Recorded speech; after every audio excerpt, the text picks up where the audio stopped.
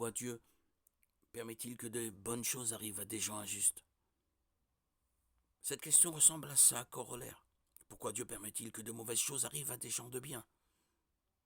Les deux questions se rapportent à la troublante injustice dont nous sommes témoins quotidiennement. Dans le psaume 113, le psalmiste se pose les mêmes. L'âme en proie à une détresse et à une agonie terrible. Il écrit « Toutefois mon pied allait trébucher. Mes pas étaient sur le point de glisser car j'étais jaloux des vantards en voyant le bien-être des méchants. » Psaume 113, 2, 3. L'auteur de ce psaume, Asaph, était chef d'un des chœurs du temple. Il n'était manifestement pas quelqu'un d'aisé, mais il avait dédié sa vie au service de Dieu. 1 Chronique 25. Pourtant, comme nous, il avait connu des difficultés et remis sa vie en question face à l'injustice.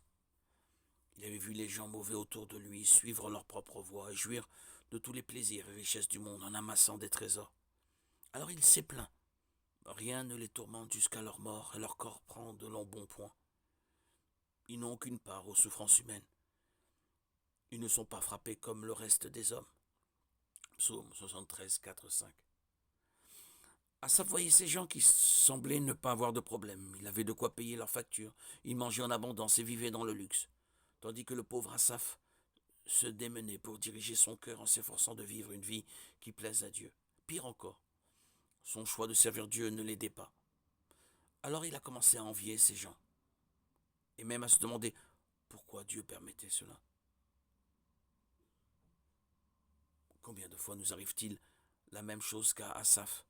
Nous consacrons nos vies au service de Dieu, puis nous voyons les méchants et les impies qui nous entourent obtenir de nouveaux biens, de belles maisons, des promotions et de beaux habits, alors que notre propre budget est serré. La réponse est dans la suite du psaume. Asaph a continué à envier ces méchants jusqu'à ce qu'ils prennent conscience d'une chose très importante. Quand il est finalement entré dans le sanctuaire de Dieu, il a compris leur destinée finale.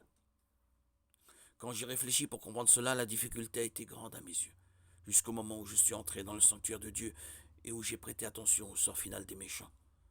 Oui, tu les places sur un terrain glissant, tu les fais tomber dans les ruines, et voilà, en un instant ils sont détruits, ils sont disparus, anéantis par l'épouvante. Comme un rêve qui se dissipe au réveil. Seigneur, à ton réveil, tu repousses leur image. Ceux qui ne jouissent pas